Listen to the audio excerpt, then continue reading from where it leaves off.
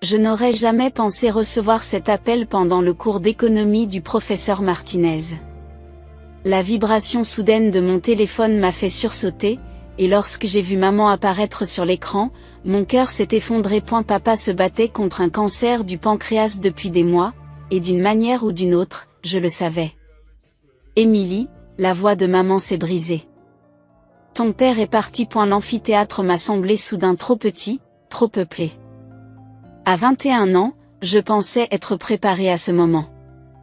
Papa et moi en avions parlé lors de ma dernière visite à la maison, lorsque le médecin avait annoncé que le traitement ne fonctionnait plus. Et elle m'avait serré la main et m'avait dit, « Ma brave fille, tu vas t'en sortir. » Mais rien ne vous prépare vraiment à perdre votre père. J'ai toujours été la petite fille de papa. En grandissant, c'est lui qui m'a appris à faire du vélo, qui m'a aidé à faire mes devoirs de maths, plus tard, qui m'a conduite aux visites de l'université. Maman était plus libre d'esprit. Elle n'a jamais eu d'emploi stable, préférant se consacrer à ses divers loisirs et activités sociales. Cela ne dérangeait pas papa. Son travail de conseiller financier nous permettait de subvenir à nos besoins et il aimait voir maman heureuse. Après avoir obtenu l'autorisation du bureau du doyen de prendre congé, j'ai réservé le premier train disponible pour rentrer chez moi. Les 3 heures de trajet m'ont permis de réfléchir aux derniers mois. Papa avait été si méthodique pour tout, même pour sa maladie. Il s'était assuré que je lui rende visite régulièrement, avait eu de longues discussions avec moi sur l'avenir et n'avait cessé de me rappeler à quel point il était fier de ma décision d'étudier la gestion d'entreprise. Lorsque je suis arrivée dans notre maison de banlieue à 2 étages, maman m'attendait à la porte, du mascara coulant sur son visage. Elle m'a serré très fort dans ses bras. Son chemisier de créateur trempé de larmes. Oh, Émilie! Que est-ce que je vais faire? Cette maison, toutes les factures. Je n'ai pas travaillé depuis 20 ans. Je la guide jusqu'à la cuisine, remarquant le verre de vin à moitié vide sur le comptoir. Maman, il faut d'abord s'occuper de l'organisation des funérailles. Papa a-t-il laissé des instructions? Elle a fait un vague signe de la main en direction de son bureau. Tout est dans son bureau. Et elle était toujours si organisée. Elle saisit son verre de vin. Les jours suivants ont été marqués par les préparatifs de l'enterrement. Maman semblait incapable de prendre la moindre décision, fondant en larmes chaque fois que je lui demandais son avis sur les fleurs ou le programme de la cérémonie. Je me suis retrouvée à coordonner les démarches avec les pompes funèbres, à appeler les proches et à m'occuper de tous les arrangements pendant qu'elle calmait ses nerfs en buvant encore du vin. Le matin de l'enterrement est arrivé clair et net. Les gens ont envahi la maison, présentant leurs condoléances et apportant des plats cuisinés. Maman s'est donnée en spectacle, s'effondrant dramatiquement à plusieurs reprises au cours de la cérémonie. J'ai remarqué que son amie Sandra lui tapotait le dos et lui chuchotait quelque chose à l'oreille, ce qui incitait maman à hocher vigoureusement la tête. Ton père était un homme merveilleux, me répétaient les membres de ta famille. Il pensait toujours à l'avenir, il prenait toujours soin de sa famille. J'ai souri poliment, en me retenant. Papa n'aurait pas voulu que je m'effondre, il m'avait appris à être plus forte que cela. Pourtant, en les regardant descendre son cercueil en terre, je n'ai pas pu m'empêcher de me demander quel changement cette perte allait apporter dans nos vies. Une semaine après l'enterrement, maman et moi étions assis dans le cabinet de Monsieur Peterson pour la lecture du testament de papa. Maman n'arrêtait pas de tripoter son collier de perles, cadeau de papa pour leur 20e anniversaire de mariage. Peterson a ajusté ses lunettes et a commencé à lire de sa voix précise et mesurée. Étant sain de corps et d'esprit, je, Robert James Harrison, déclare que ceci est mon dernier testament. Je l'ai écouté attentivement pendant qu'il décrivait les détails. Lorsqu'il en arrive aux dispositions principales, maman cesse brusquement de s'agiter. À ma fille bien-aimée, Emily Harrison, je lègue notre maison familiale, ainsi qu'une somme de $200 000. Maman a relevé la tête. Je pouvais sentir sa tension à côté de moi. À ma femme, Catherine Harrison, je laisse une allocation mensuelle de $1 500, qui sera versée à mon fonds de retraite. C'est tout, dit maman d'une voix cassée. Je suis sa femme. 23 ans de mariage, Et voilà ce que je reçois. Madame Harrison. Le ton de Monsieur Peterson était doux, mais ferme. Votre mari a mûrement réfléchi à ces dispositions. Le testament est correctement exécuté et légalement contraignant. Il serait préférable d'accepter sa décision. Maman a marmonné quelque chose sous sa respiration, ses doigts tordant maintenant son collier si fort que je craignais qu'il ne se brise. Le trajet jusqu'à la maison s'est déroulé dans une atmosphère tendue, ponctuée de commentaires occasionnels marmonnés comme injustes ou je n'arrive pas à croire qu'il ait fait ça. Ce soir-là, je nous ai préparé un dîner simple, la recette de pâtes préférée de papa. Maman a poussé la nourriture autour de son assiette, avant de finalement lever les yeux vers moi. Émilie, je ne comprends pas, dit-elle d'une voix hésitante. Pourquoi ton père te laisserait-il tout? La maison, tout cet argent. Je veux dire, qu'est-ce que je suis censée faire? Où suis-je censée aller? J'ai traversé la table et lui ai pris la main. Maman. Tu n'as pas besoin d'aller quelque part. Tu peux rester et t'occuper de la maison pendant que je suis à l'université. Ce sera bien pour nous deux. Maman a changé d'attitude.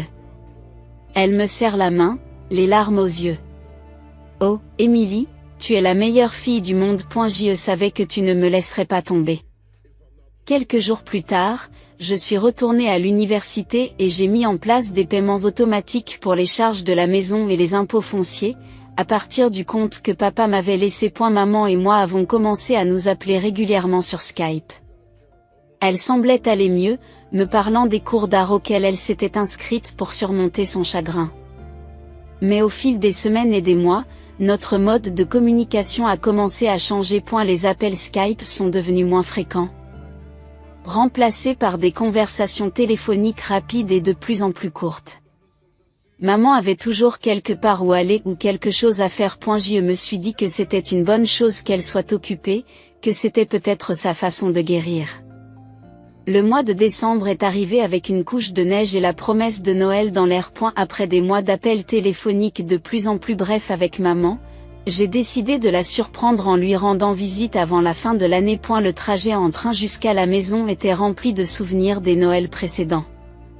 Depuis la gare, j'ai pris un taxi pour rentrer chez moi, en regardant passer des rues familières. J'ai utilisé ma clé pour ouvrir discrètement la porte d'entrée, prévoyant de surprendre maman. Et la maison sentait la cannelle et le café, du moins cela n'avait pas changé. C'est alors que j'ai entendu des rires provenant du salon. Et la voix de maman est celle d'un homme? J'ai franchi le seuil de la porte et je me suis figée. Maman était assise sur notre canapé à côté d'un homme que je n'avais jamais vu auparavant. Il avait l'air d'avoir 5 ans de moins qu'elle, il portait une écharpe à l'allure artistique et lui tenait la main. Ils étaient assis près l'un de l'autre, riant de quelque chose, l'air parfaitement à l'aise l'un avec l'autre. Émilie, maman a sursauté en me voyant. Je ne m'attendais pas à te voir. Évidemment, dis-je, toujours debout dans l'embrasure de la porte. J'ai pensé te faire une surprise pour Noël. Tu sais, puisque nous le passons toujours en famille. Un silence gênant s'est installé dans la pièce. L'homme s'est levé et j'ai remarqué qu'il portait les pantoufles de papa. Chérie, dit maman d'une voix anormalement élevée, j'aimerais te présenter James. Elle a fait une pause, jetant un coup d'œil entre nous. Mon mari, nous nous sommes mariés il y a 3 mois. J'ai du mal à entendre. Je suis désolée. Vous avez dit mari? Comme dans marié, oui, ma chérie, nous nous sommes rencontrés à mon cours d'art. Tu te souviens, celui dont je t'ai parlé? James est aussi un artiste. On s'est juste connectés.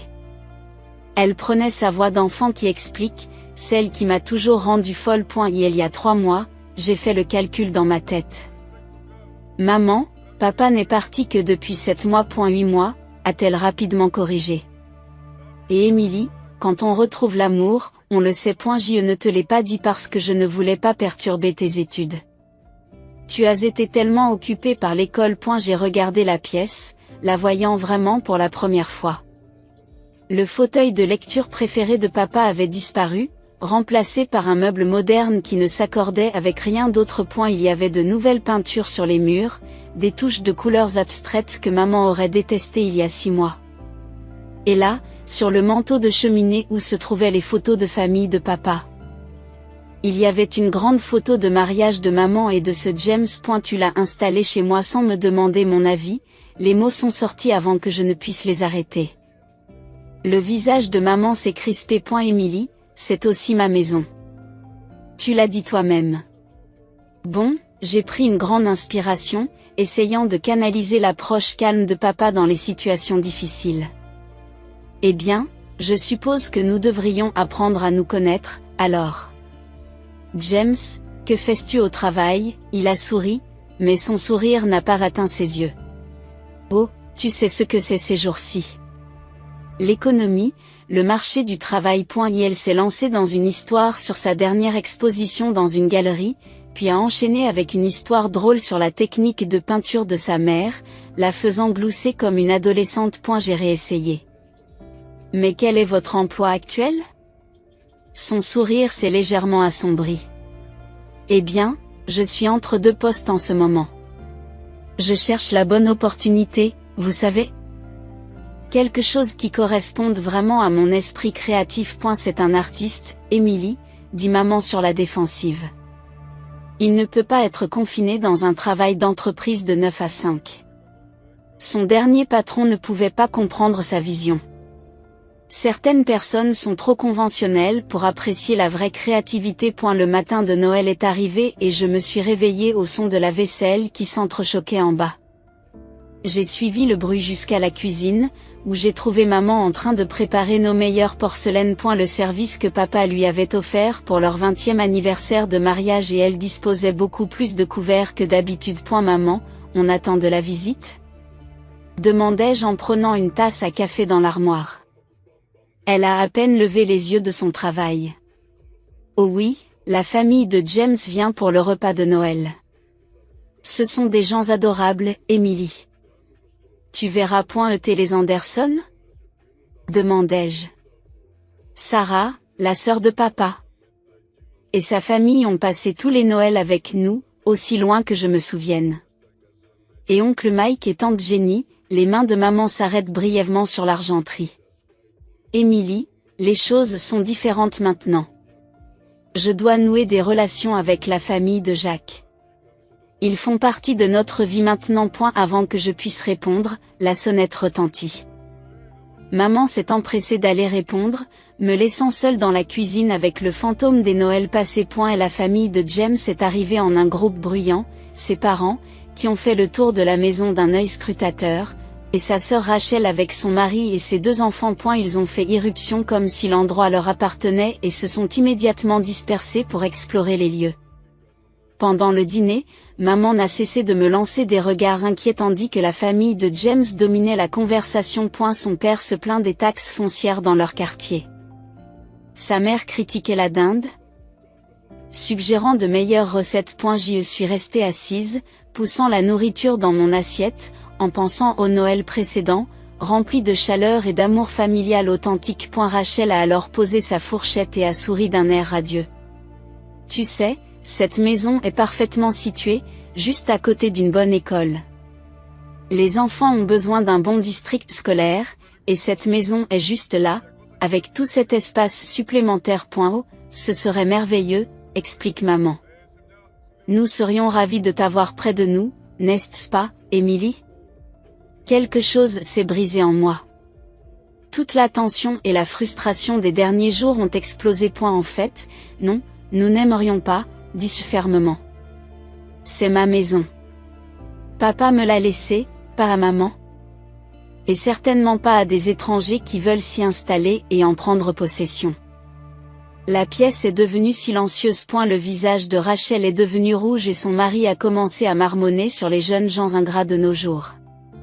Les parents de Jacques ont échangé des regards significatifs, sa mère faisant claquer sa langue d'un air désapprobateur.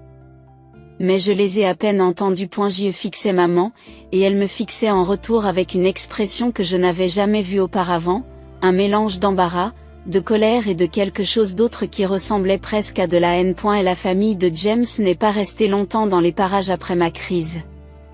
Il est clair que nous ne sommes pas les bienvenus ici, annonça Rachel en poussant ses enfants vers la porte. De toute façon, Je ne voudrais pas vivre dans cette maison. L'accent qu'elle mettait sur cette maison donnait l'impression qu'il s'agissait d'une malédiction. Dès que la porte s'est refermée derrière eux, maman a explosé. Comment as-tu pu? Elle a crié, le visage rouge de colère. As-tu la moindre idée de ce que tu as fait? C'est ma nouvelle famille. Non, maman, dis-je, en restant calme comme papa me l'avait appris. C'est la famille de James, et ils avaient l'intention de s'emparer de ma maison comme si elle leur appartenait déjà. Ta maison? Elle rit amèrement. C'était notre maison familiale bien avant que ton père ne décide de faire du favoritisme dans son testament. J'ai fait ce qu'il fallait, dis-je fermement. Et si tu ne peux pas le voir, alors peut-être que papa avait raison sur toute la ligne. Le reste de ma visite s'est déroulé dans un silence glacial. Maman et Jacques disparaissaient dans leur chambre dès que j'étais dans les parages. Je passais le plus clair de mon temps à rendre visite à la famille de papa, et Sarah a pleuré lorsqu'elle a appris qu'il l'avait exclue du repas de Noël. L'oncle Mike s'est contenté de secouer la tête avec tristesse et de dire: ton père aurait le cœur brisé en voyant cela. Lorsque je suis retournée à l'université, j'ai pensé que la distance aiderait à guérir les choses. J'avais tort. Maman a recommencé à m'appeler, mais elle n'était plus la même. Elle me posait à peine des questions sur mes cours où ma VIE. A eu lieu de cela, toutes les conversations tournaient autour de l'argent. James et moi avons des difficultés, Emily, dit-elle lors d'un appel.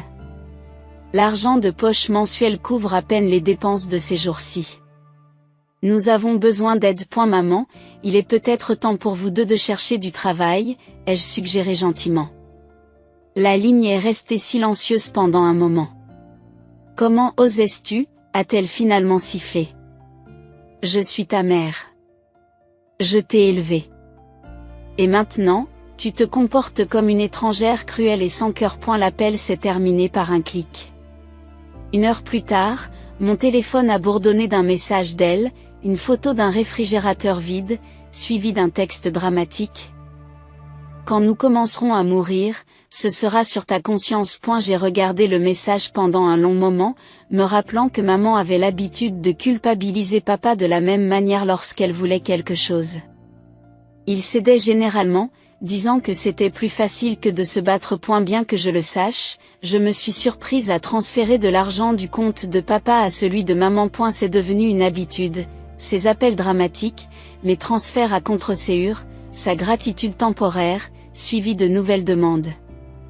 Les mois suivants se sont déroulés de la même manière, maman et James vivant dans ma maison pendant que je terminais mes études. Ils n'ont pas assisté à la cérémonie de remise des diplômes, envoyant un message disant qu'ils étaient trop occupés par une exposition d'art. Je savais que c'était parce que j'avais cessé d'envoyer de l'argent supplémentaire le mois précédent, fatigué de leur permettre de mener un tel train de vie. Après avoir obtenu mon diplôme, j'ai décidé de rentrer chez moi. Lorsque j'ai fait part de mes projets à ma mère, sa réaction a été pour le moins tiède. Oh, tu retournes vivre chez toi, dit-elle d'une voix plate. Je suppose que c'est ta maison. Et la façon dont elle a insisté sur le mot maison m'a rappelé le ton de Rachel le jour de Noël.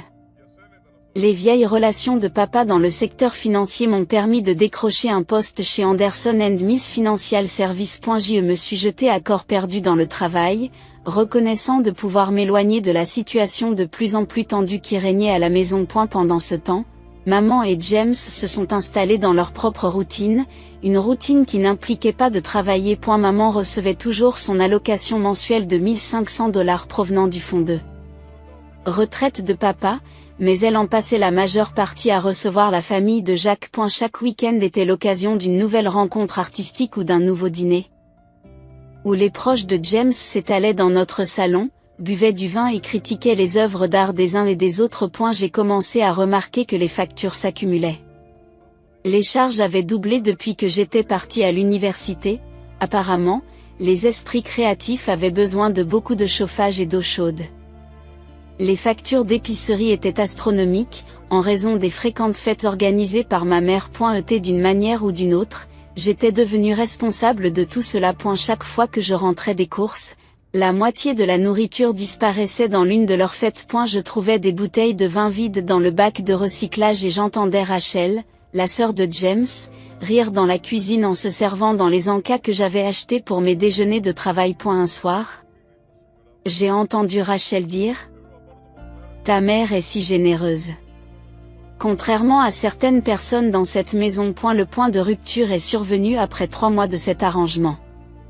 Je venais de finir de payer les impôts fonciers, que maman avait oublié de mentionner, lorsqu'elle m'a coincé dans la cuisine. Émilie, il faut qu'on ait une conversation sérieuse. En fait, maman, je voulais aussi te parler. Mais elle m'a coupé la parole, son visage affichant cette expression familière qu'elle avait l'habitude d'avoir lorsqu'elle exigeait quelque chose de son père. Margaret m'a dit quelque chose d'intéressant aujourd'hui. Sa fille Julie travaille dans votre service. J'ai eu un haut le cœur. Julie, la commère du bureau, bien sûr. Elle m'a dit que tu gagnais 4600 $ par mois. Maman poursuit, les yeux plissés. Et pourtant, regarde comment tu traites ta famille. Le strict minimum pour les courses. Tu te plains de chaque petite facture. Tu fais culpabiliser Jacques à propos de ses fournitures artistiques. Tu es égoïste et cupide, tout comme ton père m'a accusé de l'être pendant toutes ces années. Je les regardais fixement, choqué par l'amertume de sa voix. Alors voilà ce qui va se passer, poursuit-elle, d'un air étrangement calme. Tu vas me donner l'intégralité de ton salaire chaque mois. Je gérerai les dépenses de la maison, et si tu te comportes comme une bonne fille, je te rendrai peut-être un tiers, peut-être même la moitié, si tu commences à montrer du respect à Jacques et à sa famille. Je suis restée dans ma cuisine à regarder ma mère avec incrédulité. Et la femme qui avait préparé mes déjeuners à l'école, qui avait embrassé mes genoux et raflé, qui avait pleuré dans mes bras à l'enterrement de papa, exigeait maintenant mon salaire entier comme une sorte de seigneur féodal. Je ne vous donnerai pas mon salaire, ai-je dit fermement. En fait, il est peut-être temps que toi et James trouviez un emploi. J'en ai assez de vous soutenir. Son visage se contorsionne en une affreuse grimace. Ton père t'a laissé plus d'argent que tu n'en méritais. 2 cents,000 et tu es trop égoïste pour partager avec ta propre mère? Je sens un mal de tête monter derrière mes yeux. Nous en reparlerons demain, dis-je en me tournant pour partir, quand tu auras les idées plus claires. Le lendemain matin, je suis descendue pour le petit déjeuner et j'ai trouvé maman et Jacques assis à la table, ressemblant à des chats qui ont attrapé un canari. La cuisine sentait le café et la manipulation. Émilie, ma chère, commença maman d'une voix mielleuse, James et moi avons eu une longue discussion hier soir. Jacques a hoché sagement la tête à côté d'elle, portant un autre des chandails coûteux que j'ai essentiellement payé. Nous avons trouvé la solution parfaite, poursuit-elle. Puisque nous nous occupons si bien de la maison, du nettoyage, de la cuisine, de l'entretien de tout, il est juste que vous nous payiez pour nos services. James sourit avec bienveillance. Nous pensons que votre salaire complet, les 4600 $, serait une juste compensation. J'y ai pris une longue gorgée de café, laissant l'absurdité de leur proposition s'imposer. Dans la maison qu'ils prétendaient entretenir, il y avait des lapins de poussière de la taille de vrais lapins. La dernière fois que maman avait cuisiné, c'était probablement avant qu'elle ne rencontre James. Et l'entretien? Il m'appelait chaque fois qu'il fallait changer une ampoule. Tu sais quoi, dis-je lentement. Vous avez raison, les services doivent être payés. Leurs visages se sont illuminés comme des arbres de Noël. Maman a attrapé la main de Jacques et l'a serré triomphalement. Mais, continuai-je, je n'aurai plus besoin de tes services. D'autant plus qu'il n'y a pas eu de service à proprement parler, sauf si l'on considère que boire du vin et organiser des fêtes fait partie de l'entretien de la maison. Les sourires se sont figés sur leurs visages. En fait, je me suis levée de table, me surprenant moi-même par mon calme. Je veux que vous partiez tous les deux de chez moi. Vous avez 7 jours pour trouver un nouvel endroit où vivre, où je contacterai un avocat pour une procédure d'expulsion formelle. Le visage de maman s'est vidé de ses couleurs lorsqu'elle a réalisé que j'étais sérieuse. Elle s'est levée d'un bond de sa chaise et a pris une des vieilles assiettes de papa sur la table. Espèce de petite ingrate. Qu'à cela, dis-je froidement, et je la déduirai de ton prochain chèque d'argent de poche. Ainsi que tout ce que tu as abîmé pendant ta crise. Et la main de maman a tremblé. Mais elle n'a pas lâché l'assiette. Je me suis retournée et je suis montée dans ma chambre. Derrière moi, j'entendais les cris de maman qui se transformaient en sanglots, les tentatives de consolation de Jacques, le bruit des objets qui s'entrechoquaient dans la cuisine. Mais pour la première fois depuis la mort de papa, j'avais l'impression de faire exactement ce qu'il aurait voulu que je fasse. Quelques heures plus tard, on frappa doucement à la porte de ma chambre. Émilie, ma chérie, la voix de maman avait repris son ton sucré. On peut parler? J'ai ouvert la porte, mais je suis restée dans l'embrasure, bloquant son entrée dans mon espace. Elle s'était maquillée et avait enfilé le pull qu'elle avait l'habitude de porter lorsqu'elle essayait de convaincre papa de lui acheter quelque chose de cher. Je plaisantais à propos de l'argent, dit-elle en essayant de rire légèrement. Nous n'avons pas besoin de ton salaire. James et moi voulons juste continuer à vivre ici avec vous. Nous sommes une famille, après tout. Non, maman, ai-je répondu, me sentant soudain fatiguée. J'ai pris ma décision. Tu dois trouver ton propre logement. Les jours suivants, elle a essayé toutes les tactiques de manipulation possibles. Elle a laissé des notes larmoyantes sous ma porte. Elle a envoyé James plaider leur cause, affirmant qu'ils allaient changer. Elle a même essayé de me culpabiliser avec d'autres photos de placards vides et de factures impayées. J'ai cessé de prendre mes repas avec eux et j'ai préféré commander des plats à emporter dans ma chambre. Le son de leur voix en bas, alternant entre les disputes et la planification de leur prochaine action, est devenu un bruit de fond pour ma nouvelle réalité. Une semaine plus tard, en rentrant du travail, je les ai trouvés en train de faire leur carton. Maman jetait des objets dans des cartons de façon spectaculaire, en s'assurant que je pouvais entendre chaque objet frapper le carton. J'espère que tu es heureux, a-t-elle craché en me voyant. Jeter ta propre mère à la rue. James se tenait derrière elle, les bras croisés. Quelle fille tu es devenue. Ils sont partis ce soir-là dans un flot de jurons et de portes claquées. Alors que leur voiture s'éloignait, j'ai traversé la maison qui était enfin, vraiment la mienne. Au cours des semaines qui ont suivi, les nouvelles sont arrivées au compte-gouttes par le biais de la vigne familiale. Tante Sarah m'a appelé pour me dire que ma mère parlait mal de moi à qui voulait l'entendre, affirmant que je l'avais cruellement expulsée par pure méchanceté. Mais ne t'inquiète pas, m'a assuré tante Sarah. Nous nous souvenons tous de la façon dont elle a traité ton père. Personne ne croit à son rôle de victime cette fois-ci. Oncle Mike m'a raconté que maman et James avaient essayé d'emménager avec Rachel, la même sœur qui avait voulu s'emparer de ma maison à Noël. Elle a refusé catégoriquement, dit-il en riant. Soudain, leur nouvelle famille parfaite n'était plus aussi parfaite. Les parents de James, qui avaient passé d'innombrables soirées à profiter des fêtes de maman dans ma maison, ont également refusé de les accueillir. Même leur soutien public s'est évaporé une fois que le vin et les amuse-gueules gratuits ont cessé de couler à flot. Maman a fini par trouver un petit appartement à l'autre bout de la ville, en utilisant l'allocation mensuelle que lui versait papa pour payer le loyer. Pour la première fois de sa vie d'adulte, elle a dû trouver un vrai travail, un poste de vendeuse dans une boutique locale. James, fidèle à lui-même, est resté au chômage, affirmant toujours qu'il était trop créatif pour un travail régulier. Je l'ai croisée une fois à l'épicerie. Elle avait l'air différente, plus âgée, en quelque sorte, sans toutes ses crèmes coûteuses et ses rendez-vous au salon. Elle a commencé à tourner dans mon allée, puis a rapidement fait rouler son chariot dans la direction opposée. Quelques mois plus tard, dans la maison de mon père, je me sentais enfin prête à changer les choses. Ce week-end-là, j'ai acheté des échantillons de peinture et des outils de jardinage. La maison qui avait connu tant de drames et de souffrances allait devenir quelque chose de nouveau. En planifiant les rénovations, je me suis rendu compte qu'il fallait parfois démolir quelque chose pour le reconstruire plus fort.